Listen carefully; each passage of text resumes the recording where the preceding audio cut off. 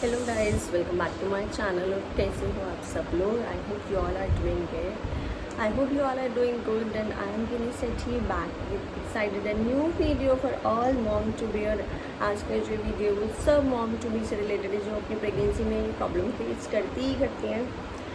I hope पहले तो आप सबकी प्रेगनेंसी बहुत अच्छी जा रही होगी, बट आई होप आप सबकी प्रेगनेंसी जर्नी बहुत अच्छी जा रही होगी। और आज का जो टॉपिक है वो बहुत स्पेशल है, वो सारी मॉम्स टू बी के लिए और सारी प्रेग्नेंट लेडीज़ इस फेस को फेस करती ही करती हैं।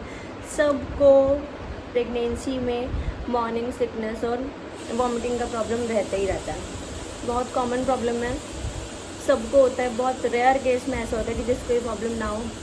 मुझे इसका सोल्यूशन जो मिला है, उसकी जो ट्रिक मिली है, वो मुझे ये सेकेंड प्रेगनेंसी एक्सपीरियंस के बाद मिले, जो मैं आप सबसे शेयर करती हूँ। क्योंकि मुझे भी बहुत वॉमिटिंग का इशू रहता था, मतलब हर टाइम ऐसे मेटालिक सा टेस्ट और बार बार वॉमिट होना। मॉर्निंग में उठते ही तो वॉमिट होना तो था ही था कि होता ही होता है। हम मॉर्निंग में क्या करते हैं, सबसे पहले उठते ही ब्रश करते हैं।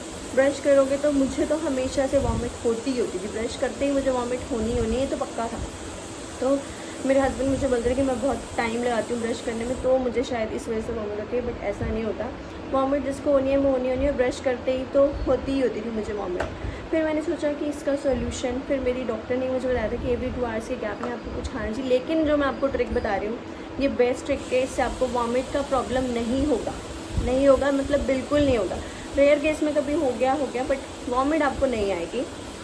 आपकी ट्रिक क्या है? आपकी ट्रिक आपके किचन में ही है। आपको करना क्या है, जब भी आप रात को सोते हो, ठीक है, तो 2-3 बिस्किट्स, बनाको के जो सॉल्टी बिस्किट्स आते हैं, क्रैक जैक के कोई भी सॉल्टी बिस्किट्स आप अपने बेड साइड पर ज़रूर रखो। एवरी टाइम जब भी आप सो, आप बेड साइड पर रखो। क्योंकि रात को जब हम सोते हैं, आप डिनर करके सोते हो, रात को हम ऑब्वियस है कि लाइट ही खाते हैं, बहुत हेवी तो खाते नहीं, लाइट ही खाते हैं। तो जो हमारी नींद का जो गैप होता है वो बहुत ज़्यादा हो जाता है, जिसकी वजह से हमें मॉर्निंग में वॉमिटिंग और मॉर्निंग सिकनेस का इशू होता है। रीज़न इसकी हमारा स्टमक जो है एम्प्टी हो गया। हम वॉमिट सबसे ज़्यादा उसको होती है जो एम्प्टी स्टमक रहता है।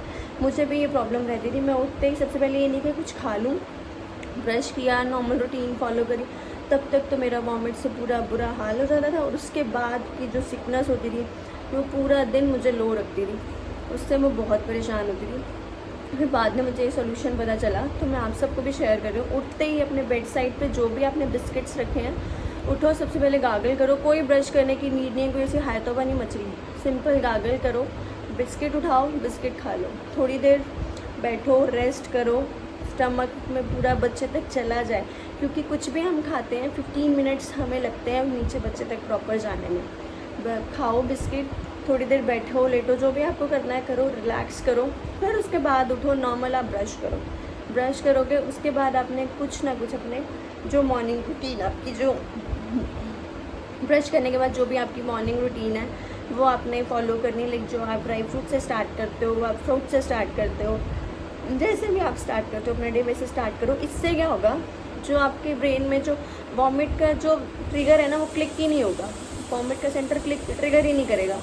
आपके ब्रेन को वॉमिट की वो फील ही नहीं आएगी, जिससे आपको वॉमिट क्यों होती है, उसी को वॉमिट ज़्यादा होती है जो एम्प्टी स्टमक रहता है। एम्प्टी स्टमक हम रहेंगे तो हमें वॉमिट होगी ही होगी, चाहे आप किसी भी टाइम रहो एम्प्टी स्टमक। इसीलिए हमारे डॉक्टर्स हमें हमेशा रिकमेंड करते हैं कि एवरी 2 आवर्स के गैप में कुछ ना कुछ खाओ। इसीलिए आप अपने बेड साइड पर कुछ ना कुछ रखो, जिससे आपको नौजिया या फिर वॉमिट जैसा फील ना हो। क्योंकि हमारे सोने में और उठने में बहुत ज़्यादा गैप हो जाता है, तो हमें वॉमिट आती ही आती है। और एवरी 2 आवर्स के गैप में खाना। ये तो है नहीं कि हम रात में, आधी रात में 2 घंटे के बाद उठ के खा रहे हैं। जो खा लेते हैं वो बहुत अच्छा है, जो नहीं खाते उनको ऐसे ही करना है, बेड साइड पे कुछ रखना है।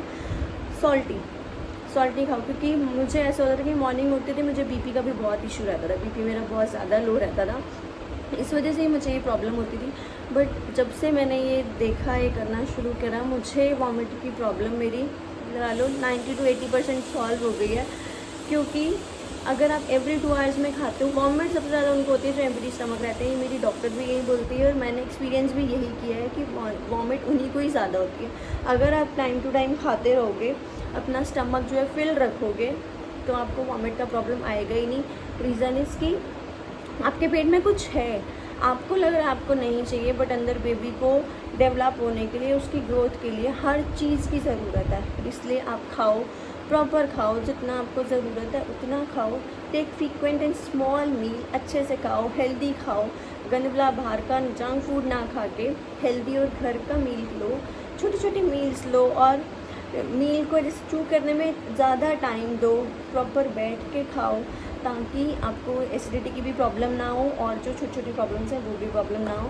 ये ट्रिक आप एक बार फॉलो करो, आपको आई एम डैम श्योर कि आपको वॉमिट का प्रॉब्लम तो बिल्कुल नहीं होगा अगर आप मॉर्निंग में ये रूटीन फॉलो करते हो। क्योंकि मोस्ट ऑफ द मैंने मॉम टू बीज को या प्रेग्नेंट लेडीज़ को देखा है कि उनको वॉमिट का इशू रहता ही रहता है। ये मेरा पर्सनल एक्सपीरियंस है।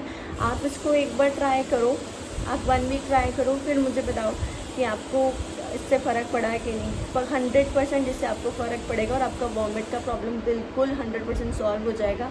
तो do try this hack and tell me in comment section कि आपको कैसा लगा, आप सबने ट्राई किया या नहीं किया।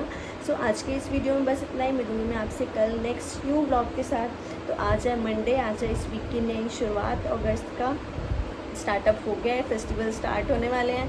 तो stay healthy, stay strong, do subscribe my channel, like and share my videos. Thanks for watching. Bye.